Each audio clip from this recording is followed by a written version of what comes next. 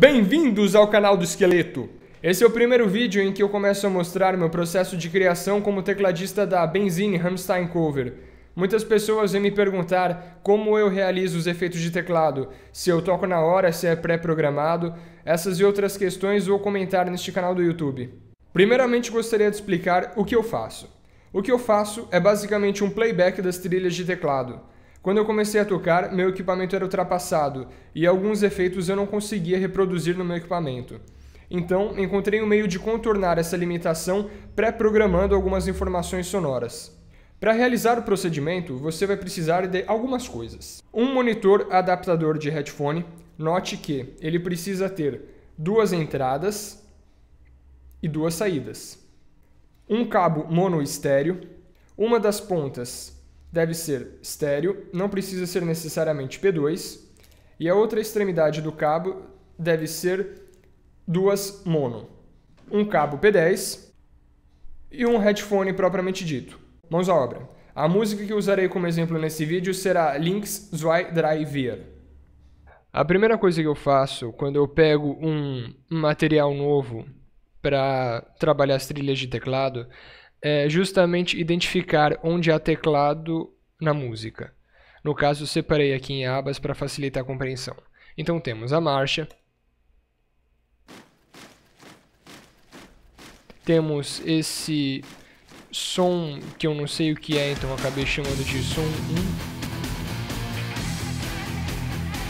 1. A marcha se repete, o rei.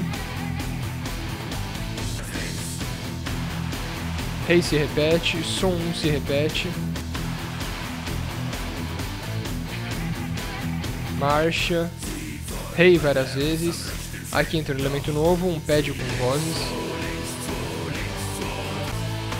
novo elemento, uma descida aqui no final da música, no meio da música, aqui entra um padzinho,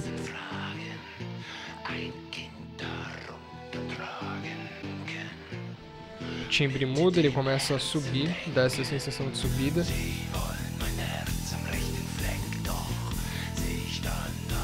Rei se repete várias vezes, as vozes retornam, rei e uma descida aqui no final da música.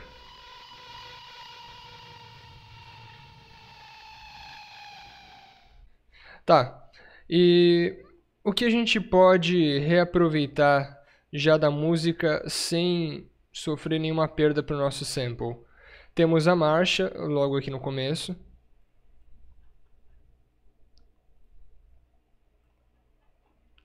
E essa descida do final.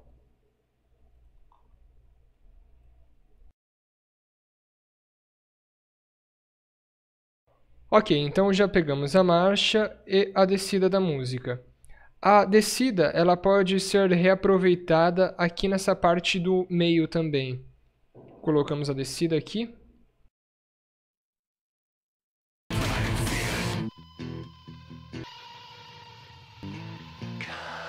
Só que você vê que ela está um pouco diferente e ela não está acabando no lugar certo onde deveria ser, que é aqui.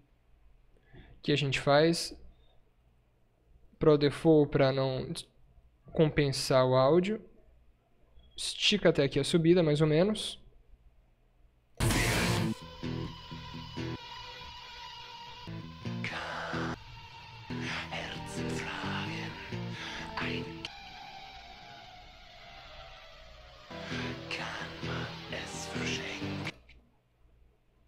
E precisamos providenciar a subida. Também podemos utilizar o trecho do final e invertê-lo. Esticamos até o rei.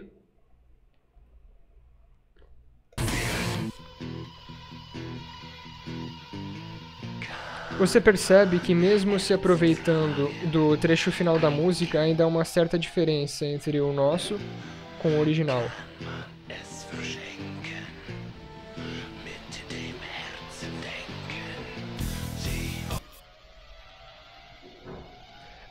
Nós esticamos essa subida desde onde ela realmente sobe na música até o rei. Só que a gente vê que a qualidade dela não está muito boa, ela está muito esticada, está um pouco forçado.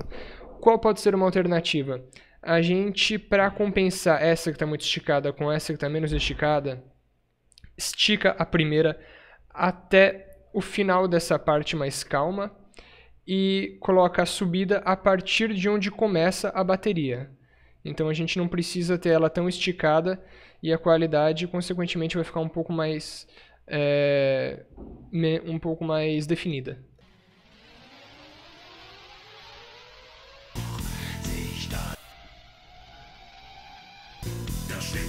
Temos aqui na tela aberto agora a versão ao vivo da turnê Mutard de Lynx.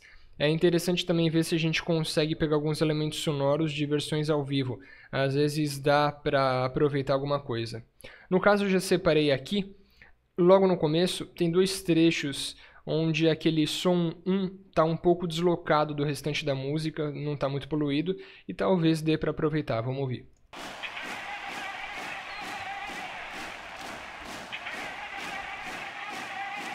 Só que tem muito ruído e ainda tem aquele sample de marcha para ajudar. O que dá para fazer? Uma das coisas que eu faço às vezes é abrir um equalizador e retirar as frequências que não interessam muito. Vamos procurar a frequência que se destaca esse sample. Retira esses super agudos, que às vezes na maioria dos casos é só ruído. E vai lapidando até achar um resultado convincente.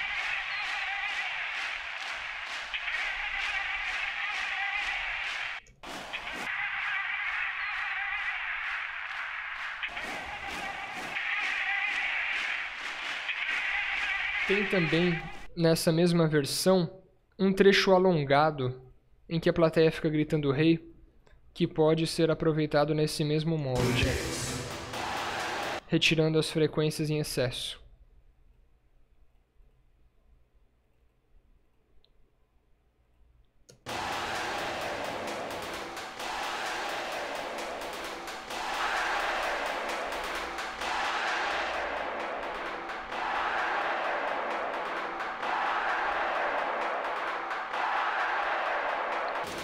Agora está aberta na tela a versão remixada de Lynx. Ela tem um trecho interessante de teclado, aquele trecho que fica se repetindo diversas vezes, que dá para aproveitar também se soubermos tirar algumas frequências desnecessárias.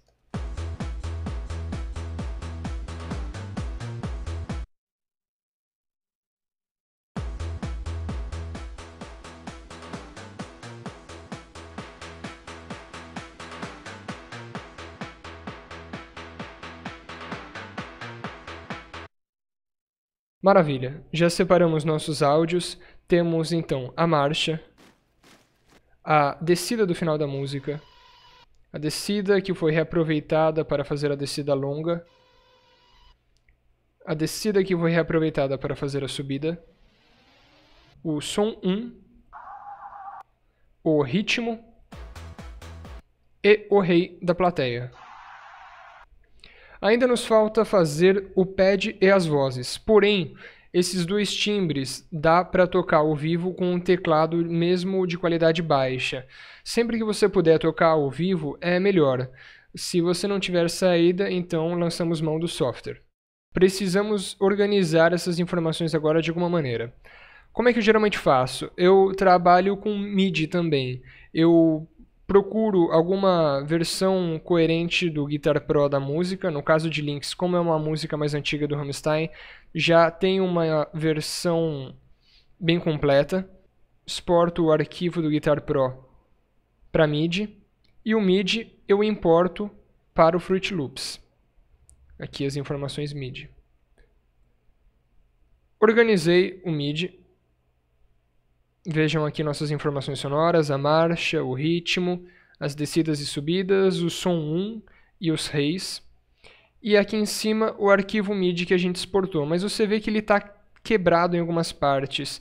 Ele não está logo no começo, e aqui no meio tem um buraco. E eu fiz umas dobras nele, aqui. O que acontece? Você tem a possibilidade de alterar a estrutura da música quando você trabalha com MIDI. No meu caso, eu quero reproduzir a versão ao vivo de Lynx. Portanto, você já vê aqui que a marcha está alongada, eu estiquei ela.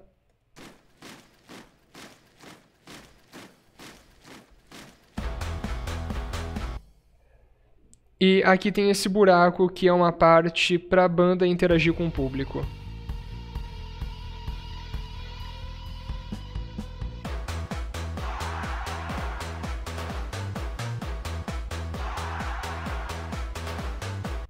Estruturamos, então já temos uma noção de como vai ficar a música quando tocarmos ao vivo. Porém, se nós fôssemos utilizá-la assim, iríamos em pouco tempo perder o ritmo da música, pois não há nenhuma marcação fixa de onde deveríamos estar.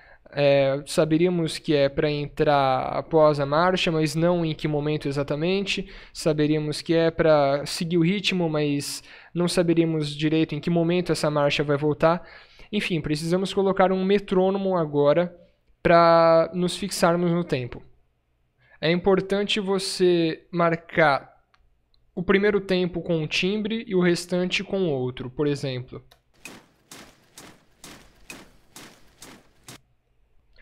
O metrônomo ele tem que estar presente também na música inteira, a não ser que seja intencional alguma abertura para o baterista. Agora a gente já não tem mais aquele risco da música sair no meio do caminho por culpa de uma falta de marcação. Em relação à introdução da música, notem que a bateria começa antes dos demais instrumentos, mas a gente precisa colocar uma marcação para o baterista saber onde entra. Eu geralmente coloco uma marcação para o baterista e após essa marcação ele já puxa a virada e o restante da banda sabe que a música vai começar. Por exemplo...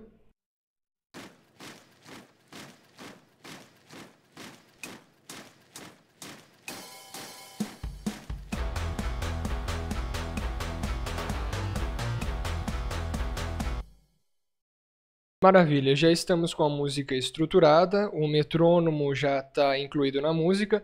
Precisamos agora separar o material sonoro que o público e a banda vai ouvir do metrônomo que só o baterista vai ouvir. A título de exemplo, eu enderecei todos os áudios para o canal 2 da mesa e o metrônomo para o canal 3. Os elementos sonoros eu geralmente coloco no lado esquerdo e o metrônomo eu coloco no lado direito.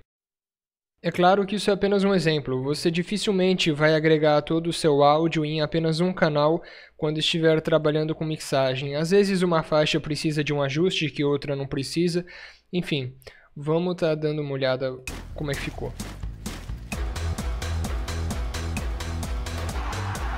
Olha só, todo o áudio aqui. E o metrônomo na faixa 3. Mas você vê que o áudio ele está clipando um pouco, precisa de ajuste. Você tem que identificar agora qual é o áudio que está acima dos outros, o que precisa fazer nele, se é só mexer com o volume ou se seria legal colocar um compressor ou algum outro efeito. Enfim, precisa ver agora minuciosamente o que precisa de ajuste e o que está bom, como já foi transferido para o lado definitivo do sample. Muito bem, vamos ver como é que ficou então. Já temos todas as faixas organizadas, algumas com efeitos, a maioria não. Não preciso usar o MIDI agora, ele é só referência.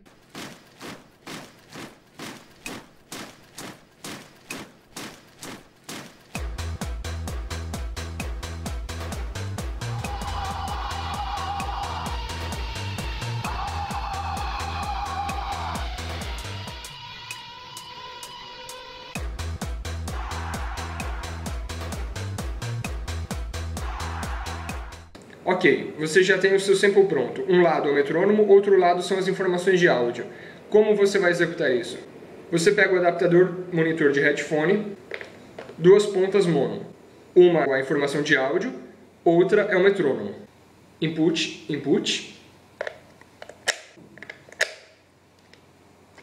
Pega o P10 e coloca na saída da informação de áudio. Vamos supor que seja aqui. Esse P10, que contém as informações de áudio que a banda e o público vai ouvir, você manda para a mesa de som.